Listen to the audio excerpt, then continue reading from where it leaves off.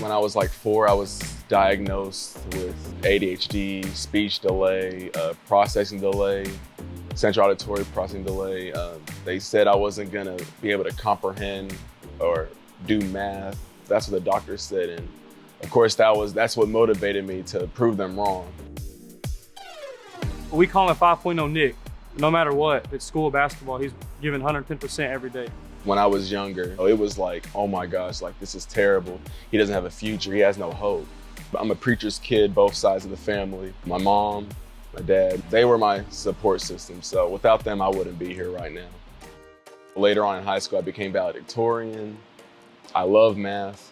I'm majoring in electrical engineering. My major is kinesiology, so my homework is a lot less hassle than what his is. So I walk in and he'll be doing a math equation that's like 2 pages long, and I'll joke about it and be like, the answer is C.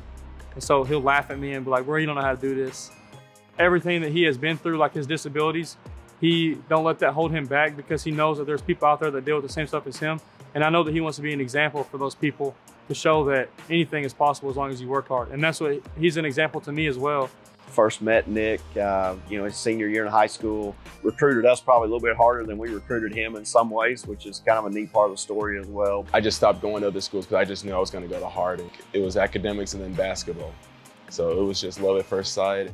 I think Nick's done a really good job, especially with the degree he's trying to pursue and that he is pursuing in a great way, and then balancing being a part of an athletic team as well.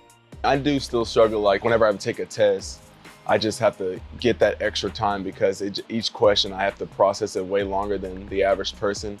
I have to take a lot of math courses. Last semester I had to take Calculus 1. It was my first B ever, so it wasn't the end of the world, but I felt like I almost died. But it said like, God puts you in difficult situations, but not impossible ones. He knows that you can go through it, so what I'm going through now, it's not impossible. When I think about Nick, I just think of being bold. Like there's never a situation where he's not being himself. It's easy whenever there's 18 people in a locker room talking, it's easy to just sit there and listen.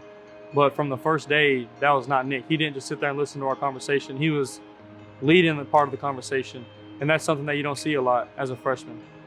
I think when you're around Nick, you don't even think of the word disability. He's having to learn a lot. It's a huge transition from the high school level to the college level for any player or any level they go to. But he works hard, he brings great attitude every day, and he's a great encourager for the rest of the team. Compared to high school and college, there's a lot more plays. In high school, I was like the go-to like big man in the paint. Like I would get all the boards, putbacks. I'd just be the go-to, like give me the ball and I'll put it in the hoop, you know. But I know I can understand it. Just gotta keep looking at the playbook. I want to let people know that they still have hope. Like people who have autism or physical disabilities, don't have a limb, or like they still have a chance to be successful. It's not the end for them. He's one of my favorite teammates because he's always energetic.